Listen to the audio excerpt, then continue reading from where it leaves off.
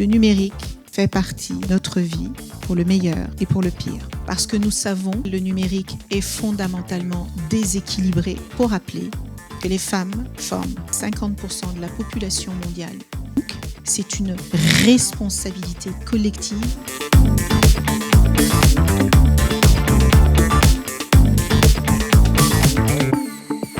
Merci. Alors, je vais vous raconter comment je suis tombée dans le numérique et pourquoi je ne l'ai jamais quitté et pourquoi je crois que je ne le quitterai plus.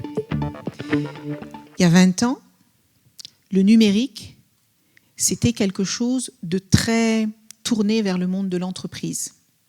Les entreprises avaient compris combien le numérique pouvait faciliter la communication, comment on pouvait créer des synergies et optimiser le travail, non seulement dans un pays, mais aussi avec l'international. On peut dire que le numérique a changé beaucoup de choses dans le monde de l'entreprise.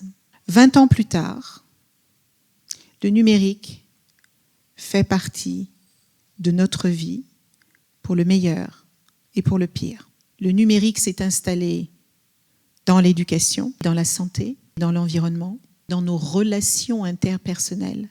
Imaginez ces situations où vous êtes au restaurant et il y a un couple à côté de vous et les deux passent un quart de leur temps sur leur téléphone. Imaginez ces moments où vous rentrez à la maison, un peu fatigué, et vos enfants avec qui vous avez envie de créer un peu d'interaction quand même, sont sur leur téléphone et ne décrochent pas. Imaginez ces moments où vous êtes sur la plage et vous avez votre téléphone dans votre slip de bain. Imaginez ces moments où, pendant la pandémie, nous étions tous enfermés, la planète entière était enfermée, et la seule manière que nous avions de communiquer, c'était avec le numérique. Il y a 15 ans, quand vous étiez harcelé à l'école, heureusement que quand vous rentriez à la maison, vous retrouviez un espace sécurisé dans lequel vous sentiez moins le danger. Aujourd'hui, le harcèlement vous suit jusqu'à la maison. Il ne s'arrête pas le soir, il ne s'arrête pas le week-end. Le numérique, c'est aussi des personnes malveillantes qui vont vous traquer. Je l'ai vu lorsque j'étais en charge des questions d'égalité femmes-hommes, des maris méfiants qui mettent sous surveillance le téléphone de leur conjointe et elles n'ont plus d'espace privé. Et le numérique, c'est aussi permettre, et je crois véritablement, c'est permettre aux femmes de s'informer plus qu'elles ne l'ont jamais fait. C'est permettre à des jeunes qui habitent dans l'Atlas marocain et qui n'ont pas les moyens de payer le bus pour aller à l'école loin, d'avoir accès à une formation pour peu qu'il y ait une bonne infrastructure. Le numérique, c'est faire des opérations chirurgicales entre deux pays, un médecin à Paris qui soutient un médecin à Singapour. Le numérique, c'est donner la voix à des femmes qui n'en ont jamais eu. Combien d'artistes ont émergé grâce au numérique? Qu'on le veuille ou non, le numérique s'est imposé dans nos vies et on n'est qu'au début de quelque chose qui est déjà aujourd'hui en train de nous dépasser.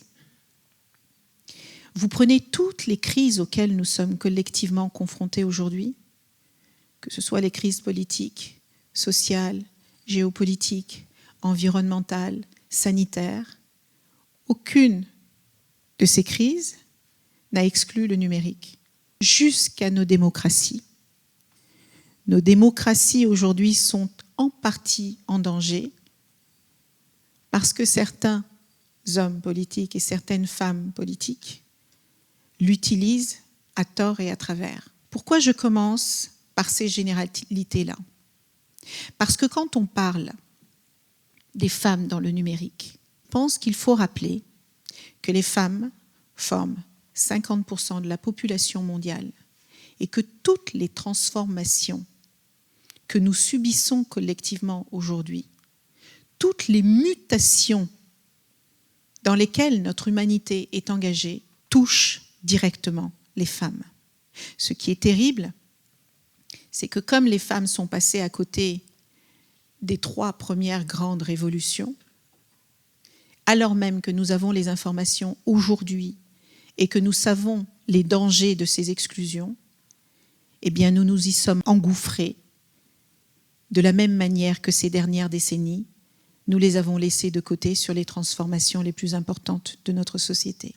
Et alors même que nous voyons les torts et les travers que cette exclusion cause à notre société, eh bien nous continuons de reproduire les mêmes effets. Fondamentalement, nous connaissons toutes et tous la situation parce que nous savons que l'une des raisons pour lesquelles le numérique est fondamentalement déséquilibré, injuste, discriminant, c'est parce que ceux qui produisent le numérique, ce sont une majorité d'hommes. Je ne les blâme pas, parce que moi j'ai grandi dans un monde numérique où il y avait beaucoup d'hommes qui avaient la volonté d'être inclusifs, mais qui ne savaient pas toujours comment s'y prendre. Même l'homme le plus bienveillant du monde ne saura jamais ce que c'est que de subir une ablation du sein parce qu'on a un cancer. Même l'homme le plus attentif du monde ne saura jamais ce que c'est que cette peur au ventre qu'une femme peut avoir parce qu'à aucun moment elle ne se sent en sécurité et elle se sent surveillée.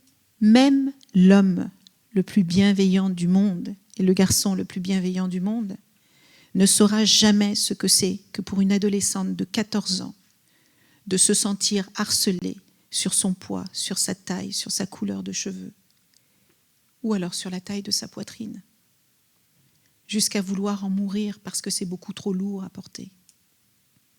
Ce qui fait que notre société ne va pas bien globalement, c'est ce déséquilibre total qui existe et qui fait que les femmes, aujourd'hui encore en 2024, sont exclues de ce qu'elles doivent subir au quotidien.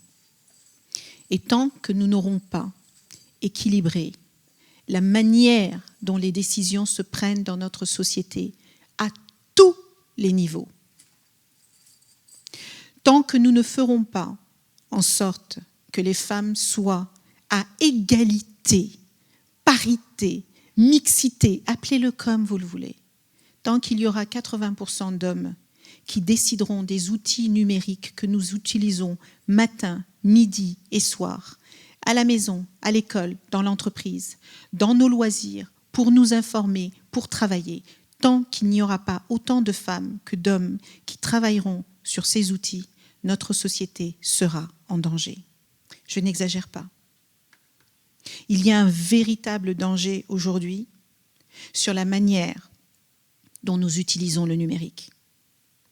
Il n'y a pas d'éthique. Il n'y a pas de réglementation qui empêche un grand acteur du numérique de rendre nos enfants addicts aux outils du numérique.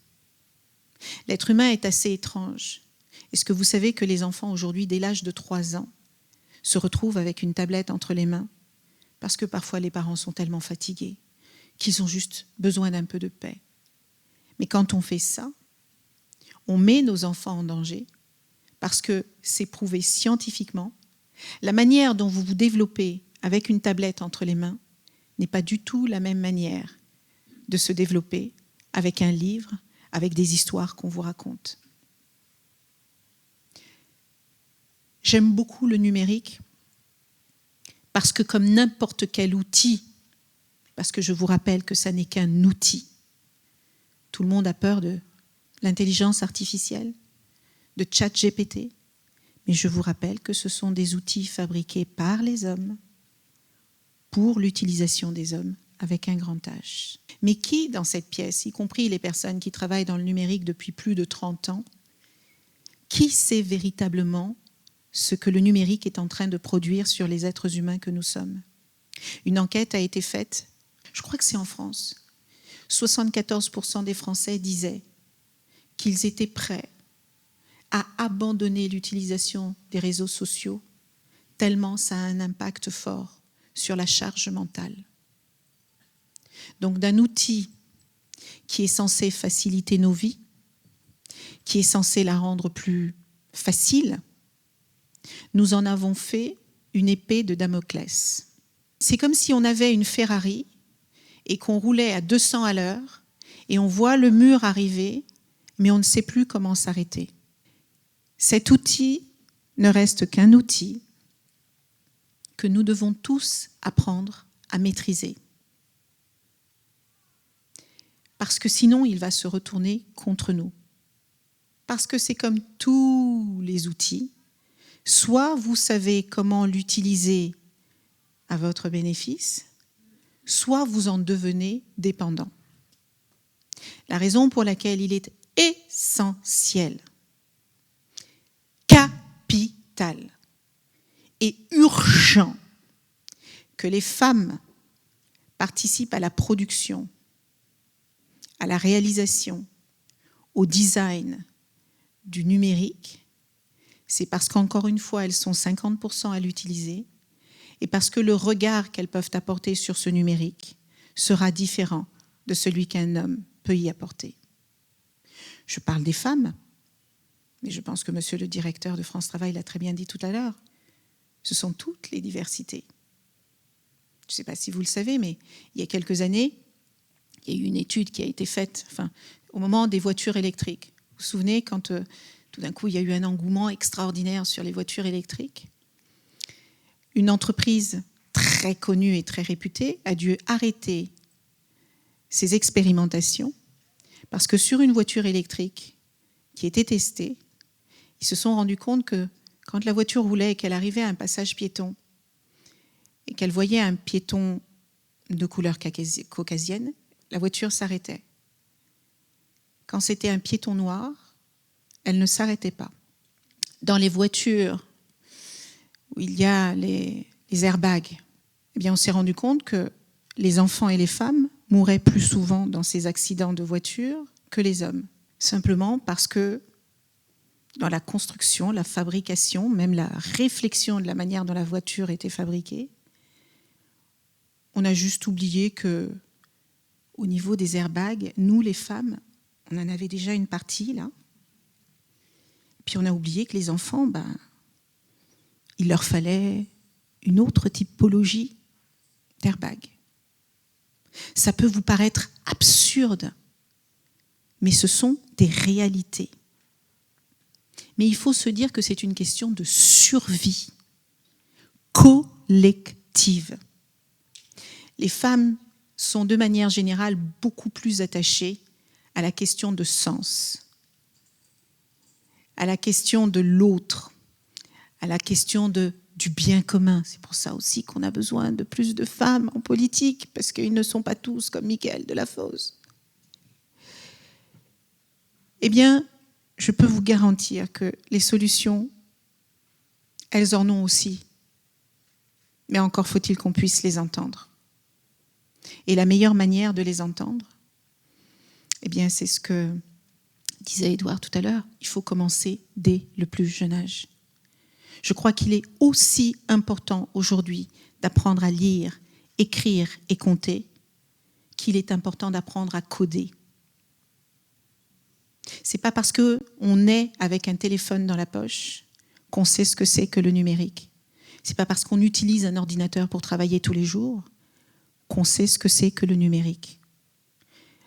Le numérique est en train de muter nos comportements humains comme il est en train de muter tout ce qui se passe dans la société.